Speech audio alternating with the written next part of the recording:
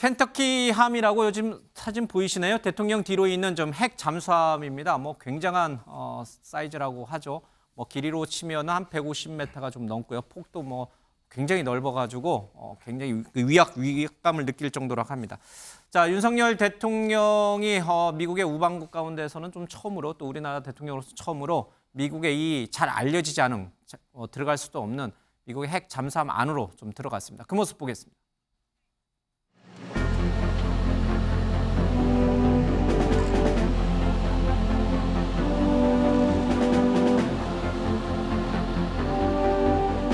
한미 양국은 앞으로도 전략자산의 정례적 전개를 통해 북한의 핵, 미사일 위협에 압도적이고 결연히 대응해 나갈 것입니다.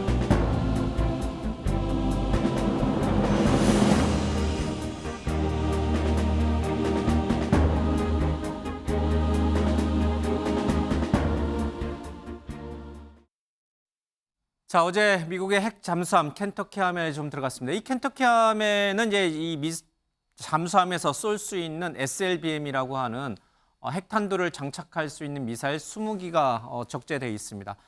은밀하게 기동을 하기 때문에 북한으로서는 가장 위협스러운 미국의 핵 전략 자산 가운데 하나로 꼽힙니다. 몰래 들어가가지고 북한의 주요 시설들을 일제히 한꺼번에 타격할 수 있는 능력이 있기 때문이죠. 자, 이런 상황에서 다음 달에는 미국에서 캠프 데이비드에서 한미일 3국의 정상들이 만난다는 소식도 좀 들어와 있습니다. 김영남 의원, 네. 사실 이제 미국 병사의 어제 월북 소식 전해드렸는데 그걸로 인해서 북미 간의 대화가 재개되지 않겠느냐 이런 기대도 좀 있었는데 북한이 아직 답을 하진 않고 있습니다만. 자, 이 한미일 이 세 나라 대통령이 다시 캠프 데이비드에서 만난다는 것은 지금의 북한을 좀 고립화시키겠다 이런 의도가 있는 건가요?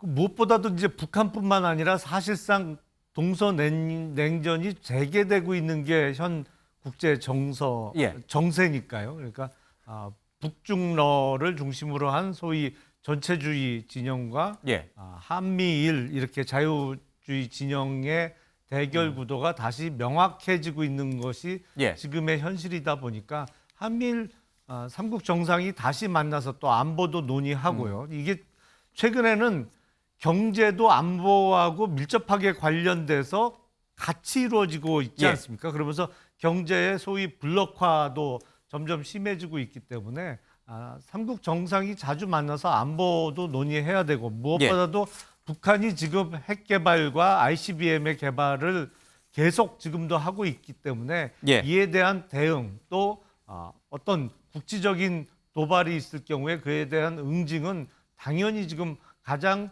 급박한 문제로서 논의해야 되는 상황으로 보입니다. 오늘 아마 핵잠을 윤석열 대통령이 방문한 것도 그런 취지의 일환이 아닌가 싶습니다.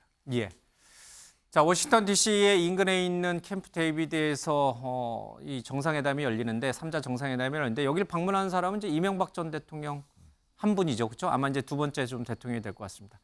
우리 워싱턴 특파원을 하신 윤경호 소장께서 잘 아실 텐데 이 얘기는 다음에 또 한번 기회 되면 하도록 하겠습니다. 자, 어제 저희가 전해드렸습니다만은 이번 수해 때 실종자를 수색하던 해병대원 한 명이 안타깝게 숨진 채로 오늘 발견이 됐습니다. 해병대 설명 들어보겠습니다.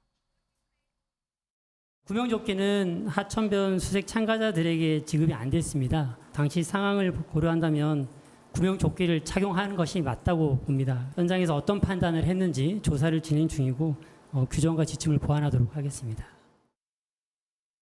자, 들으셨지만 해병대도 구명조끼를 착용하지 않았다. 이 부분을 보완하겠다 이렇게 설명이 있었습니다. 왜 이거는 사고가 터진 다음에 이렇게 보완을 한다 이런 얘기가 나오는지 모르겠습니다. 윤경호 소장님, 너무나 안타까워요, 그렇죠?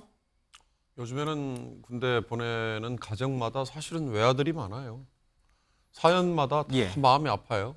또 이 최수근 일병은 안타깝지만 외동아들이고 또 시험관으로 태어났다 이런 얘기도 나옵니다. 저는 또 부친이 현직 소방관인데 이 사고 직전에 물 조심해라라는 그 말씀했다는 그게 정말 너무 가슴이 찢어지던데 정말 너무 쉽게 생각한 거라고밖에 할 수 없는 거죠. 구명조끼 왜 착용 안 했느냐?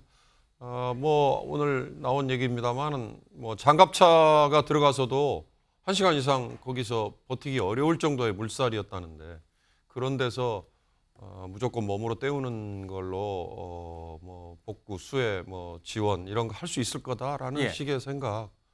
이게 우리 사회가 아직도 얼마나 대충대충이 지금 남아 있는 거예요. 더군다나 이 훈련과 이 조직과 이런 체계로 움직여야 되는 군에서조차 이랬다라는 게 그런 점에서 이건 뭐 제가 보기에는 안타까움을 넘어서 좀 어떻게 보면 좀 분통이 터지더라고요. 예. 저는 저 또래 젊은 아이들을 둔 부모들의 마음뿐만 아니라 그냥 관계가 없는 분들도 이런 일은 정말 어처구니가 없다. 예.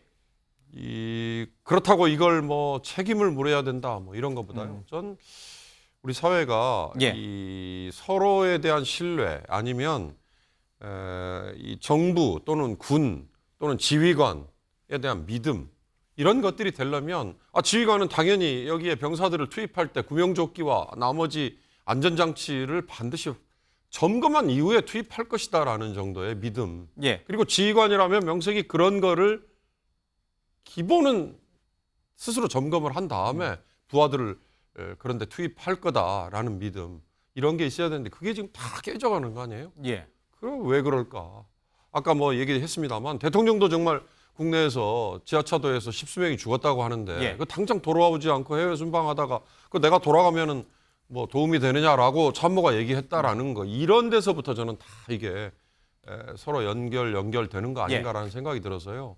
이런 사고가 일어나면 이것 때문에 마음이 아프다, 안타깝다로만 끝나지 말고 이게 재발되지 않도록 서로 다잡는 그런 기회로 제발 좀 삼았으면 좋겠습니다. 예, 이번 수해가 모두 정리가 되면은 생각해 볼 분이 좀 많이 있는 것 같습니다.